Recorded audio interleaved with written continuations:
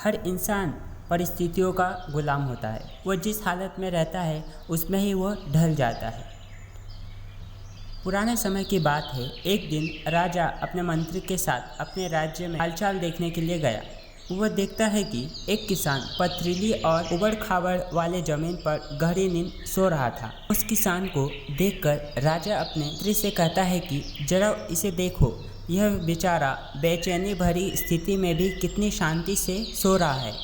और एक वो होते हैं जिसे महलों में भी नींद नहीं आती और रात भर करवटें बदलते रहते हैं। मंत्री ने कहा, महाराज, यह किसान परिस्थिति में ढल चुका है, इसलिए वह अच्छे से सो रहा है। अब उसने अपनी इस जिंदगी को स्वीकार कर लिया है। इंसान का शरीर बहुत ही कठोर होता है। उसे जैसी व्यवस्था मिलती है वैसे ही में वह अपने आप को ढाल देता है। राजा अपने मंत्री से कहा, मुझे यह बात सच नहीं लगती। मंत्री ने कहा, चलिए हम इसकी परीक्षा लेते हैं। वो किसान को अपने राजमहल में ले जाता है। यहाँ पर राजमहल में उनके लिए उनकी हर एक सुविधा का ध्यान रखा जाता है। किसान भी बहुत ही नरभक्षा था। सोने के लिए, खाने के लिए वह सारी सुख सुविधा का बहुत ही आनंद लेता है। किसान को राजमहल महीने हो गए। अब किसान भी इस सब सुख सुविधा का काम बन गया था।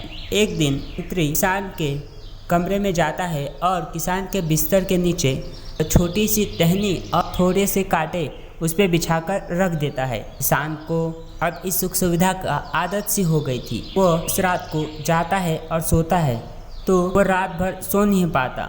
उसे बिस्तर में कुछ न कुछ चुभते रहती है। अगली सुबह राजा और मंत्री उसने मिलने के लिए दरबार में बुलाते हैं। उस दरबार में पहुंचते ही राजा कहता है कि तुम्हारी सुख सुविधा कैसी चल रही है। तो किसान कहता है कि महाराज, पहले तो ठीक था, लेकिन मैं कल रात बहुत ही बेचैन हो गया। मुझे रात भर नींद नहीं आई। बाद में देखने पर मुझे पता चला कि मेरे बिस्तर के नीचे थोड़े से पत्ते और टहनियाँ रखी हुई है। किसान की बात सुनकर मंत्री तुरंत राजा से कहा कि महाराज, ये वही किसान है जो पथरीली जमीन पर भी गहरी नींद आराम से सो रहे थे। यह अब 2 महीने से राजमहल के सुख सुविधा में रह रहे हैं। पत्ते और तिनके भी उन्हें चुभने लगे हैं। महाराज, मेरी कही हुई बात सच निकली ना।